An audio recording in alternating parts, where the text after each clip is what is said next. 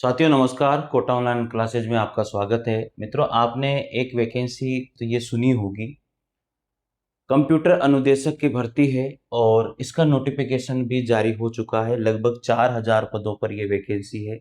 इसमें सभी राज्य के लोग फॉर्म भर सकते हैं।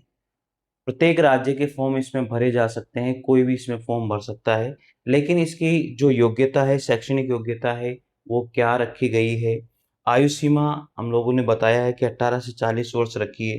कौन कर सकता है आवेदन? महिला पुरुषों में से। चयन प्रक्रिया क्या है? लिखित है, जो भी है इन्होंने मांगा है और आवेदन की प्रक्रिया भी शुरू होने वाली है। तो इस वैकेंसी को डिटेल से देखते हैं, क्या इस वैकेंसी में है और कौन कौन इसमें फॉर्म भर सकता है। क्या अदर स्टेट वाले भी इसमें फॉर्म भर सकते हैं क्या? एक बात तो मैं आपको ये बता दूं कि अदर स्टेट वाले भी इसमें फॉर्म भर सकते हैं। कोई भी स्टेट का इसमें फॉर्म भर सकता है। अगर अदर स्टेट वाले फॉर्म भरेंगे तो उनको जनरल में इसमें गिना जाता है, बाकी और कोई भी समस्या इसके अंतर्गत नहीं है। तो ये जो वैकेंसी है, देखिए, कंप्यूटर अनुदेशक, वरिष्ठ कंप्यूटर अनुदेशक और बेसिक कंप्यूटर अनुदेशक की सीधी भर्ती है। आप लोगों को फॉर्म इन्होंने बताया है और शायद दिख रहा होगा आपको। देखिए, थोड़ा सा डार्क कर देता हूँ। प्रत्येक वैकेंसी की मैं सूचना हमेशा आपको ऑथेंटिक देता हूँ इस चैनल पर, इसलिए चैनल से जरूर जुड़िएगा, आपको बहुत फायदा होगा। चैनल को जरूर सब्सक्राइब कीजिएगा और अच्छा लगे तो लाइक जरूर कीजिएगा, ठीक है। तो चलिए इसमें देखते हैं। संस्कृत शिक्षा विभाग के लिए राजस्थान संस्कृत शिक्षा राज्य अधीनस्थ सेवा चयन, जो ये है, सारी चीजें इन्होंने बता दी है। लगभग मैंने आपको बताया था कि जो पद है वो कुल पद 3629 पद तो ये है। और इस तरह से इन्होंने डिवाइड भी कर दिए कि 2000 जो है, 2936 पद तो आपके नॉन टीएसपी के हैं और टीएसपी के 693 पद। इस तरह से लगभग लगभग 4000 पदों के आसपास ये वैकेंसी निकली हुई है। तो टोटल पद हो रहे हैं यहाँ पर 3951 पद। तो लगभग 4000 पदों के आसपास वैकेंसी है। माध्यमिक शिक्षा विभाग में और संस्कृत शिक्षा विभाग में अलग अलग है। तो माध्यमिक शिक्षा विभाग के अंतर्गत जो वैकेंसी है, वरिष्ठ कंप्यूटर अनुदेशक के 268 पद हैं और बेसिक कंप्यूटर अनुदेशक के 2736 पद हैं। ये नॉन टीएसपी के हैं। टीएसपी के इसी तरह से 32 और 669 पद हैं। इसी 689, कुल पद 300 और 3435 पद इसमें निकले हुए हैं। इसी तरह से संस्कृत शिक्षा विभाग में भी वरिष्ठ कंप्यूटर और बेसिक कंप्यूटर की इन्होंने डिवाइड करके दे दिए। अगर टोटल वैकेंसी की बात करें तो 3951 पदों पर यह वैकेंसी आई है। अच्छी वैकेंसी है, आप लोग देखें इसमें। अब इसमें ऑनलाइन फॉर्म आप लोगों को भरना पड़ेगा। ऑनलाइन फॉर्म जब आप भरोगे, इसके हम लोग वो भी देखेंगे लास्ट डेट क्या है। ओटीआर आपको करना है इसके अंतर्गत।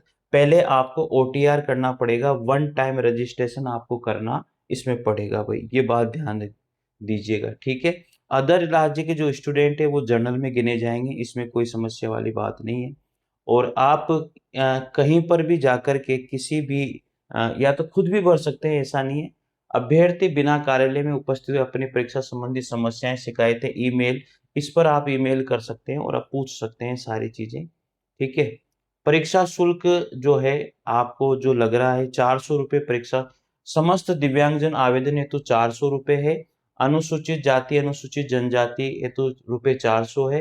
बाकी अन्य पिछड़ा वर्ग और सामान्य वर्ग के लिए, अति पिछड़ा वर्ग के लिए 600 रुपये है। तो 600, 400, 400 रुपये आप लोगों की इसमें फीस है। तो फीस भी हो गई अपनी। और फिर ये पूरी की पूरी जो वैकेंसी है वो इन्होंने डिवाइड कर दी है कि जो पद है वो किस तरह से डिवाइड है। ये पूरे के पूरे पद इन्होंने डिवाइड किए हैं। ये सारे पद डिवाइड हो गए भाई। अब आगे तो हमें जो देखना है वो देख देख लेते हैं, कब ये परीक्षा लेंगे और कब इसकी लास्ट डेट है, अंतिम तिथि क्या है इसकी, वो हमें देखनी है और कुछ भी हमें नहीं देखना है। देखो, ये बहुत बड़ी है, पीडीएफ है, पर आपको जो चीज़ें चाहिए वो मैं आपको बता देता हूँ। ये खिलाड़ियों के लिए अलग अलग इन्होंने बताया है कि खिलाड़ियों को भी हम लोग फायदा देते हैं, ठीक है। ये योग्यता इन्होंने बताई है, 1% वाली बात, ये 2% वाली बात, ये अनुसूचित जाति के लिए, अनुसूचित जनजाति के लिए। ये पात्रता, अब देखो पात्रता क्या होनी चाहिए। पात्रता इसमें क्या है, पात्रता और शैक्षणिक योग्यता में क्या है, as per Rajasthan educational state and sub coordinator service फिर इसमें इन्होंने ये सारी बातें बता दी है कि क्या योग्यता होनी चाहिए। Master in engineering, master in technology, in computer science अगर आपके है, या इंफॉर्मेशन टेक्नोलॉजी है, या इलेक्ट्रॉनिक कम्युनिकेशन इंजीनियरिंग है, इलेक्ट्रिकल इंजीनियरिंग है, या इलेक्ट्रिकल इलेक्ट्रॉनिक इंजीनियरिंग है, या टेलीकम्युनिकेशन इंजीनियरिंग है, इलेक्ट्रॉनिक इंस्ट्रूमेंटेशन इंजीनियरिंग है, जो भी इनमें से हैं। एमएससी इन कंप्यूटर में अगर आपने किया हुआ है तो भी चल जाएगा। अगर आपने मास्टर इन कंप्यूटर एप्लीकेशन की हुई है, एमसीए किया हुआ है, या बी लेवल या सी लेवल किया हुआ है, तो भी आप इसमें फॉर्म भर सकते हैं। Any equivalent in higher qualification recognized by the government. Devanagari लिपि में लिखी हिंदी और व्यवहारिक ज्ञान, राजस्थानी संस्कृति का ज्ञान होना जरूरी है। ये तो किसका था भाई? ये वरिष्ठ कंप्यूटर अनुदेशक के पद की बात थी। इसके बाद में बेसिक कंप्यूटर अनुदेशक के पद पर भी इन्होंने जो पहले वाली योग्यता वो वैसी की वैसी है, लेकिन इसमें graduate and A level diploma या पीजीडीसीए होना जरूरी है, ये ऐसा इन्होंने बताया। बाकी योग्यता वही है अधिकतर, इसमें कोई ज्यादा बड़ी बात नहीं है। ठीक है। अब अन्य योग्यताएं स्वास्थ्य वास्ते चरित्र, ये तो राष्ट्रीयता वाली सारी चीजें तो इसमें इन्होंने कही दी है। आगे देखते हैं। आयु सीमा 18 वर्ष से लेकर के 40 वर्ष तक की इसमें आयु सीमा है। अदर स्टेट का जो भी बंदा इसमें फॉर्म भरेगा उसको लास्ट 40 साल तक इन्होंने बताई है, लेकिन अगर इसी स्टेट का बंदा है तो उसको 3-5 साल की छूट इसमें मिल रही है। ठीक है, 3 साल की छूट इसमें दी जा रही है, तो ये एक्स्ट्रा है आयु सीमा के अंतर्गत। और इसके बाद में इन्होंने ये विवाह पंजीकरण आपको देना ही होगा।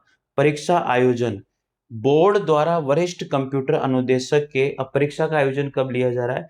बोर्ड द्वारा वरिष्ठ कंप्यूटर अनुदेशक के उक्त पदों पर दिनांक 22/8/2026 को, और बेसिक कंप्यूटर अनुदेशक के उक्त पदों पर भर्ती परीक्षा 23/8/2026 को। कंप्यूटर आधारित परीक्षा या टैबलेट आधारित परीक्षा या ऑफलाइन परीक्षा पर आधारित होगी। इन्होंने बता दिया है भैया कि आपकी जो परीक्षा है जुलाई फिर अगस्त, यानी कि अगस्त में 22 अगस्त 2026 को और 23 अगस्त 2026 को आपकी परीक्षा ले ली जाएगी। ये उन्होंने यहाँ पर बता दिया।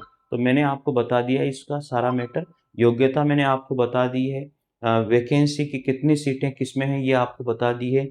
परीक्षा कब होगी ये भी मैंने आपको बता दिया है। तो आप लोग खोलिए वेबसाइट को, और ये वेबसाइट है, इस पर जाकर के आप भर दीजिए फॉर्म। एसएसओ आईडी से इसमें फॉर्म भरने में आएंगे भाई। पहले आपको पोर्टल पर एसएसओ आईडी बनानी पड़ेगी, फिर लॉगिन करके आप फॉर्म भर दीजिएगा, कोई भी समस्या इसमें नहीं आएगी। ठीक है। आवेदन कैसे करें ये पूरी की पूरी डिटेल दी हुई है, आवेदन आपको कैसे करना है। तो जो बाहर के स्टेट के लोग हैं, स्टूडेंट हैं, वो ऑनलाइन आवेदन कर सकते हैं, इसमें कोई समस्या वाली बात नहीं है, आसानी से आवेदन हो जाएगा, लेकिन वो जर्नल में काउंट होंगे। तो परीक्षा की मैंने आपको बता दिया है, और इसमें सिलेबस भी दिया हुआ है। और आप लोग जो है टेलीग्राम चैनल पर जब जुड़ोगे तो ये आपको वैकेंसी टेलीग्राम चैनल पर मिल जाएगी पूरी की पूरी सूचना। ठीक है। और इसके फॉर्म अभी चल रहे हैं, आप लोग फॉर्म भर दीजिएगा। ऑनलाइन आवेदन देखें, ये प्रमाण पत्र वगैरह जो भी हैं, जाति प्रमाण पत्र की 9/9/2015 के अनुसार होनी चाहिए। ठीक है। और आपका जाति प्रमाण पत्र जो है वैकेंसी की लास्ट डेट तक बना हुआ होना चाहिए, अगर आप जाति प्रमाण पत्र लगाते हो तो। ये परीक्षा की स्कीम है, ये पेपर की किस तरह से परीक्षा होगी, ये सारी की सारी पूरी स्कीम दी हुई है। तो टेलीग्राम चैनल पर मैं डाल दूंगा, आपको सिलेबस भी मिल जाएगा, वहां पर सारी चीजें मिल जाएगी, आपको क्या पढ़ना है वो सारी जानकारी वहां पर आपको प्राप्त हो जाएगी। ठीक है भाई। तो इसमें कोई डाउट अगर है तो आप लोग पूछ लीजिएगा, मैं आपका पूरा डाउट 100% क्लियर करूंगा। तो जय हिंद, जय भारत। टेलीग्राम चैनल से जुड़ जाना, ये वैकेंसी आपको वहां पर प्राप्त हो जाए। थैंक यू, धन्यवाद। लाइक और शेयर जरूर कीजिएगा, और चैनल को जरूर सब्सक्राइब कीजिएगा। जय हिंद, जय भारत।